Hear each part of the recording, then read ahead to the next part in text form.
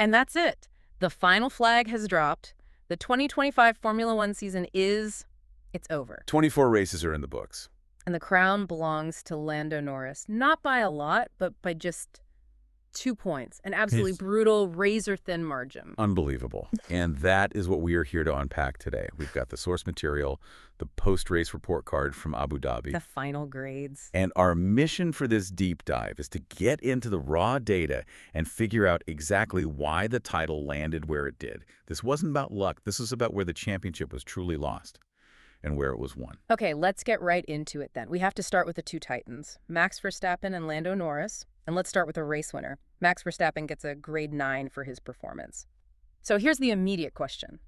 How does a driver who did everything right, I mean, leading from pole, controlling the entire pace, how does he walk away with nothing? He did his part perfectly. Yeah. The race was dominant. You can't criticize a single thing about his drive today. And honestly, his driving this whole season has been incredible. Statistically, he was the most consistent driver all year. Right. The data shows his overall season grade was higher. Exactly. But this is where it gets really, really interesting, because the source material forces us to look backwards. Okay, so that 2-point difference, where did it come from? Where in 24 races did those 2 points disappear? It all goes back to a single moment of driver error. The agonizing detail, the 2-point deficit that cost him a 5th title. You have to trace it all the way back to the Spanish Grand Prix. The crash with George Russell. That's the one. The cross-up, the crash, the penalty. That single mistake cost him positions, dropping him from a potential P5 all the way down to P10. And right there in that one moment, those are the 2 crucial points he needed today.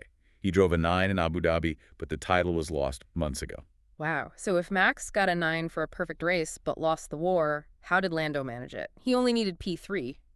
He gets a grade 7 for the race, which seems almost low for a championship winner. Well, the report card is clinical. You know, it's not grading the emotion, it's grading the strategy. And it describes his approach as Marategi. Which means? Cunning, strategic, deeply calculated. He wasn't out there for the highlight reel. His only goal was securing that title. The grade 7 is low because he wasn't the fastest guy out there. He was just the smartest. So give us the proof. What were the key strategic moments? Okay, first, starting on the hard tires. No. That was a huge gamble, but it gave him flexibility. Right. Second, he let Piastri go past early on. That was a calculated move to use his teammate as a bit of a shield. And save his own tires. Exactly. But the crucial move, the championship-winning move, was when Leclerc pitted for his second stop. Norris immediately covered him. That aggressive call locked down the track position he needed. It shows a huge step up in maturity from, the authentic drama of his 2024 season. That distinction is so important. It wasn't one on raw pace, it was one on tactical awareness. Now, what about his teammate, Oscar Piastri? He also gets a grade 7. I mean, objectively, P3 to P2 is a great race. He even stretched that first stint to lap 41. The grade 7 for this one race is fine. He did well, he executed the team strategy, but the source material is absolutely scathing about his season. It says he, and I'm quoting here, took a vacation this autumn. Ouch. That is brutal. It is. His overall season grade is a 7.1, and it reflects what they call a concatenation of errors, just a string of mistakes that meant he could never be a real title contender. You just can't have that many slip-ups if you want to fight for a championship. Okay, let's move on to the drivers who tried to shake things up, the disruptors. Charles Leclerc gets a grade 8.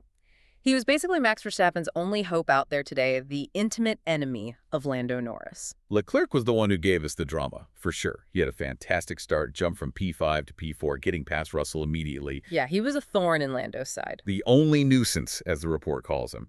He was consistently in that DRS window, just applying pressure. It was a good race, even if the Ferrari didn't have the pace in the long run. His early second stop was the big gamble, but Norris covered it perfectly, and that sort of sealed the deal. Now, we have to talk about Fernando Alonso. He gets a grade 9, just typical Alonso, right? The championship fight is over there, and he's over here just putting on an absolute clinic. Exactly. He's driving for pure pride, and the grades reflect that.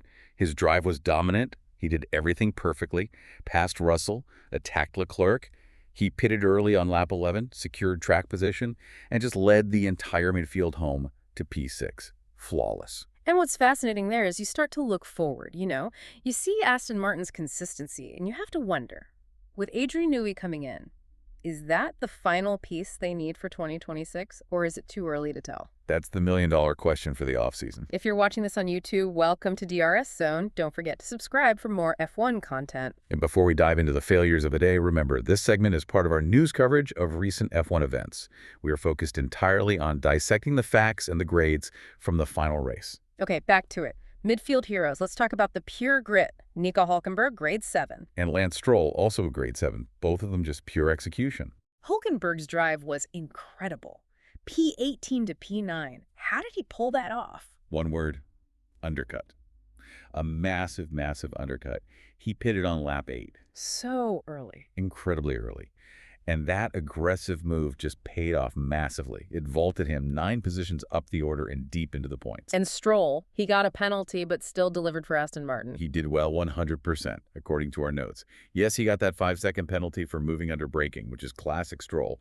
But he was playing the long game on the hards. He managed the penalty, got aggressive with his overtakes, and brought home crucial points from P16. Right. Now, for the other side of the coin, the drivers who collapsed. George Russell gets just a grade 6.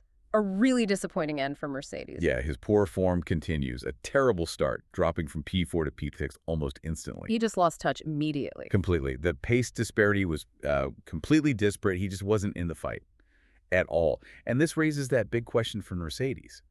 They need answers on that chassis for 2026. Okay. The engine rumors are good, but it won't matter if the car is flawed. And what about Lewis Hamilton?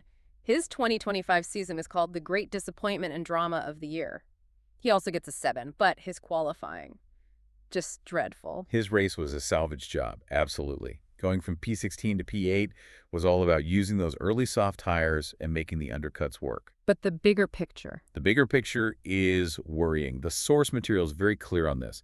The current ground effect cars have escaped the driving style of Lewis Hamilton. He hasn't mastered them. And the 2026 rule change might be the only real reset he can hope for. Okay, let's hit the biggest failures in the junior ranks. Grade 4s for Yuki Tsunoda and Liam Lawson. Let's start with Tsunoda. Why did he fail at being Checo Perez 2021 and holding up Norris? He tried, but he failed at the one job he had.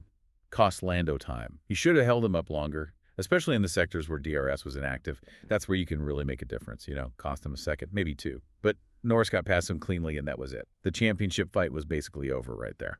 And Lawson, another grade 4, what happened there? Just a messy race. He made some good moves early on, but then got a 5-second penalty for erratic driving. We saw that exciting attempt to pass Norris around the outside of turn 9. Yeah, that was incredible. Pure spectacle, but the penalty just sank his afternoon. And let's just quickly group the rest of the disappointments. A lot of grade 5s. Colapinto, Gasly, Hajar, Antonelli. Yeah. For Colapinto and Gasly, the Alpine was just a chestnut. A terrible car. No chance. Isaac Hajar at Red Bull. The notes call him the spaghetti that Red Bull will throw against the wall, just hoping something finally sticks in that second seat. And Kimi Antonelli, the Mercedes protege, another 5. A terrible weekend for him. He started P14, fell back at the start.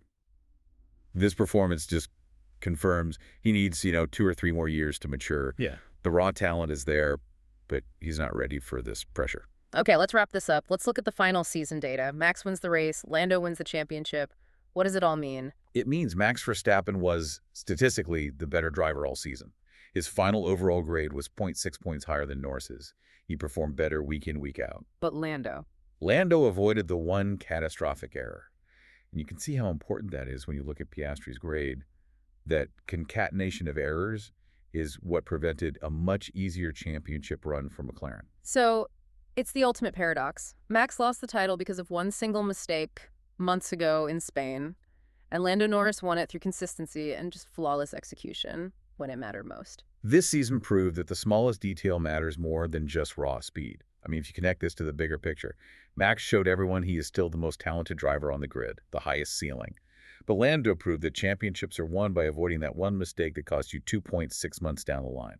It's a title won on strategic brilliance. So given that razor-thin margin, here's the question we have to ask.